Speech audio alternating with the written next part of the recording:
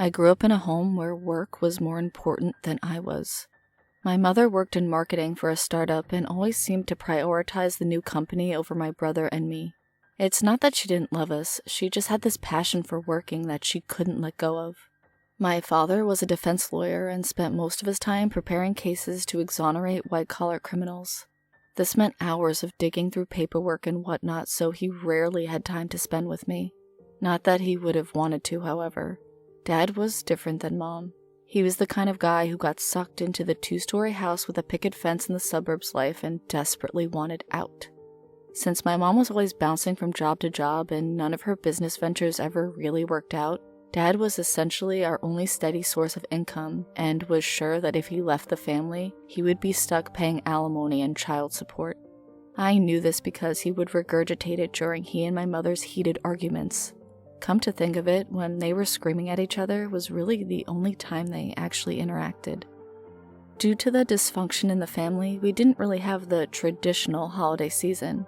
Thanksgiving and Christmas were just excuses for my mother to put in more hours since her coworkers were taking off, and Dad seemed oblivious to the holidays, hardly ever mentioning anything about them.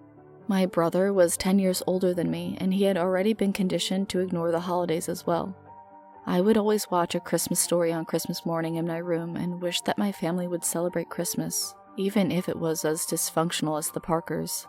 Presents were rarely exchanged except in the case that my brother made some extra money and would get me something from the Dollar General.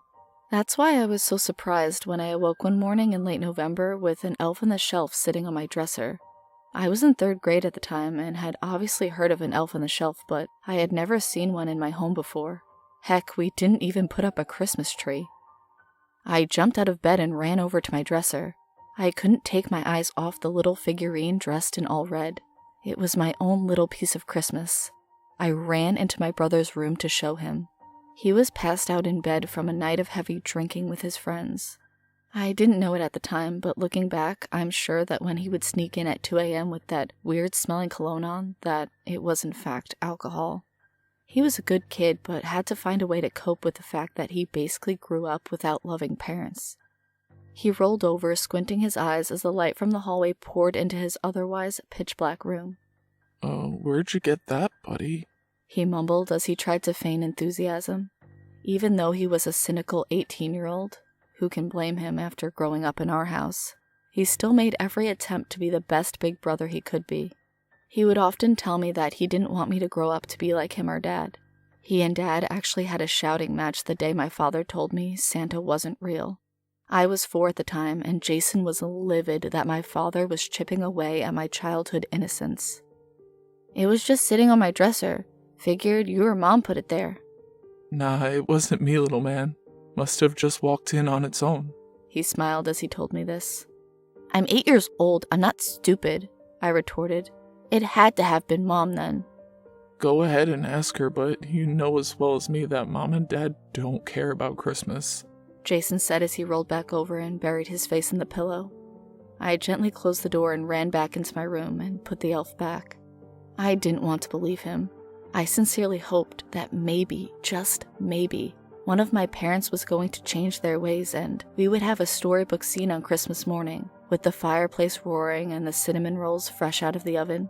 The tree would be decorated with the ornaments that I made in art class every year but was too ashamed to show my parents, so I stored them under my bed. Presents wrapped in shiny paper with bows on top would lie underneath the tree, but I knew better. This Christmas would be the same as all the others. It was Saturday, so I started watching cartoons in the living room since Mom and Dad were both at work. I quickly forgot about the elf until I went to bed that night. Mom still wasn't home, and Dad was in his office, so I knew not to disturb him.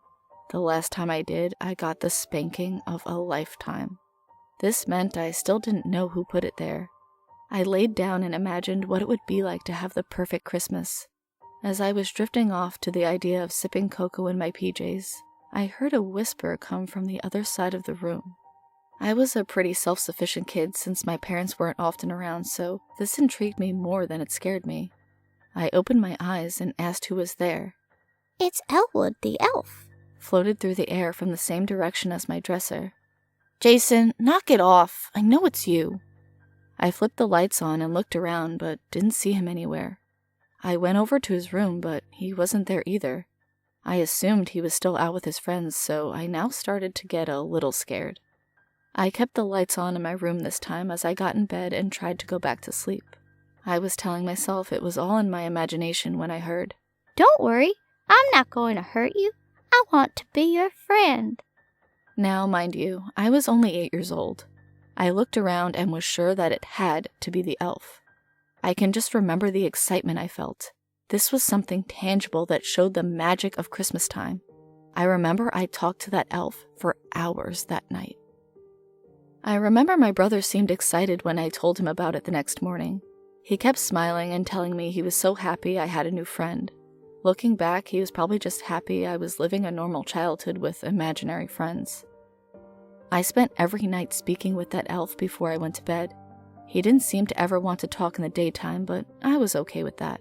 I had school and TV to keep me busy until bedtime. Sure enough, every night he would be as chatty as ever. It's been so long, I can't remember exactly what we talked about every night, but it carried on until Christmas Eve. As I was getting into bed, after eating way too many Christmas cookies that my brother had brought for me, I made sure to say goodnight to my elf friend. I might not have remembered every conversation we had, but this one is burned forever into my brain. Elwood asked me why I looked so glum. I explained how upset I was that I wouldn't wake up to the same Christmas morning that all the other kids at my school would. At first, he seemed very understanding, but then things took a turn for the worst. Then kill the bastards if they won't give you the Christmas you want. His voice was still at a whisper, but had such a malicious tone to it. Do you remember the feeling you got in your stomach right before you entered a haunted house as a child? That uneasy, burning sensation that makes you want to run away and close your eyes? Your head spins in circles and you can't think straight? Your mouth gets dry as a desert and you can't muster up anything at all to say? That's what hit me immediately after he said this. Silence filled the room until finally he whispered back, Look, I know you don't want to, but it's the only way you will ever get to have your perfect Christmas. It would be just you and me. Your brother could even celebrate with us. I shook my head furiously as I was crying. Why would he want me to do this? I knew I never would. Even if I didn't love my parents, I wasn't evil. But Elwood, now I was sure that he was evil. Just grab a knife from the drawer, walk into their rooms and slit— No! I remember screaming. I sprinted out of my room and into my brother's. I looked around in the dark and realized that he wasn't there. I bolted down the hall and pounded on the door to my mother's room. As I was telling her my story, I can remember the fear in her eyes. She immediately called the police and told them that there was someone in our home. My father came out of his room and asked what all the commotion was about. He grabbed a fire poker for protection and escorted us out of the house. When the police finally arrived, a large red-headed gentleman and a Hispanic female stepped out of their cruiser. They walked inside with their guns and flashlights out and cleared the house. When they found nothing but an open window in my brother's room, they asked where he was at. My parents obviously had no idea and told the officers as much. Officer Crosby, the male officer, asked if he could come search his room for any type of evidence of where he might be. He didn't want to say it aloud to my parents, but I think he thought my brother had been abducted. Apparently, while searching my brother's room, they found a stolen handgun. This made my brother a suspect rather than a missing person. My brother was found shortly after a call came out for his arrest, behind a gas station drinking with some college students who were home for the holidays.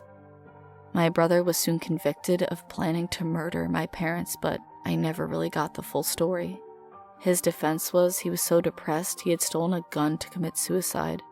Apparently, the jury didn't buy it because he was given 25 years behind bars. When we went back to the house, the elf was missing, and I had just assumed it truly was my brother all this time. It took me years to come to the realization that my brother would actually ask me to kill our parents. He was always the nicest person in my life. He was basically the person who raised me until I was 8. I spent the next 10 years of my life at home, waiting until I could move out of a house filled with so much hate. As soon as I graduated high school, I moved as far away as I could and started a new life. I found a wonderful girl and got married. We have 2 beautiful children, an 11-year-old girl and an 8-year-old boy. I couldn't be happier with the way my life has turned out after I left home. I vowed to always have time for my children and give them the most magical childhood they could ever ask for. So, why do I bring this story up now? No, it's not because the holiday season is in full swing. It's because this morning, when I woke up and was getting ready for work, my son came running up to me and told me he found an elf on the shelf in his room. My stomach dropped as he told me that his name is Elwood and he can talk just like a real person. I immediately got my family out of the house and we are staying in a hotel for the time being. I just got off the phone with my brother in prison and I think I finally believe him when he says he wasn't the one whispering in my room.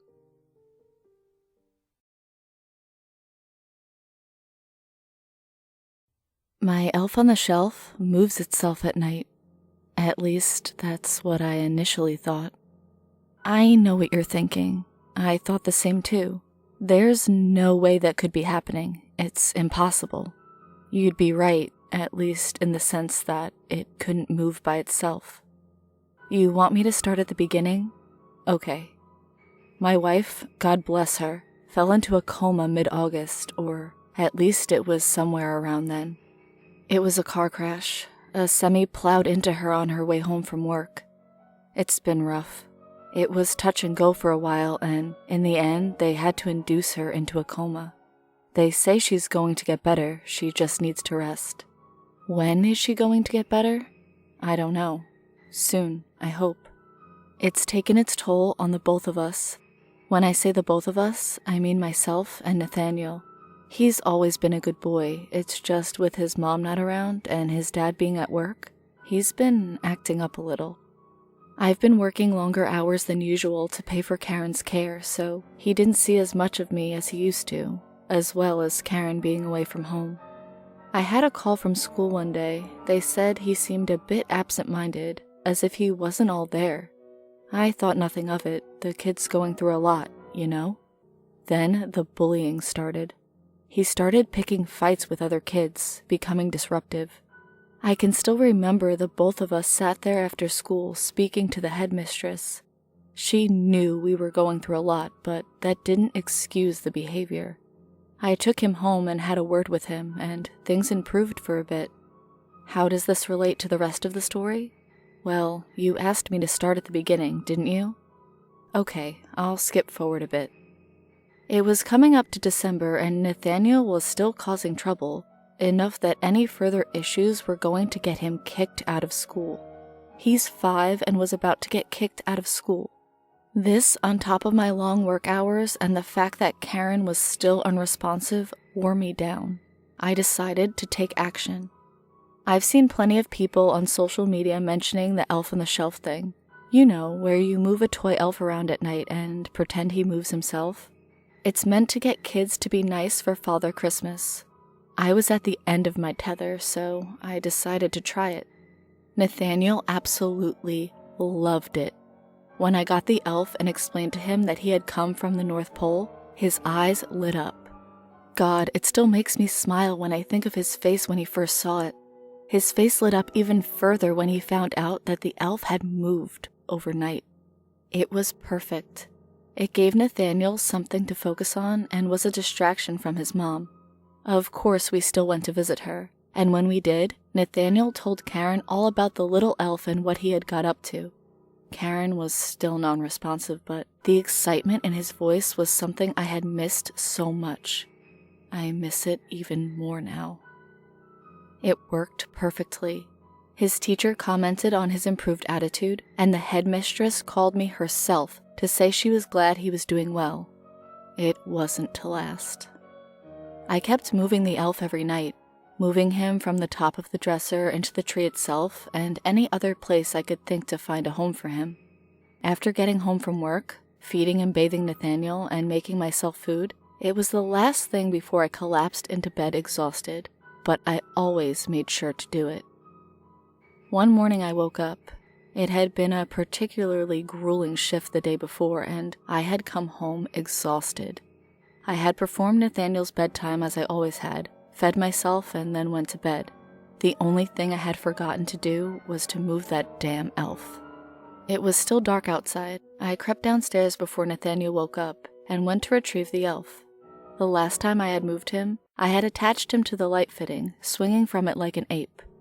It was gone. I scratched my head. I didn't remember moving it, but it was gone.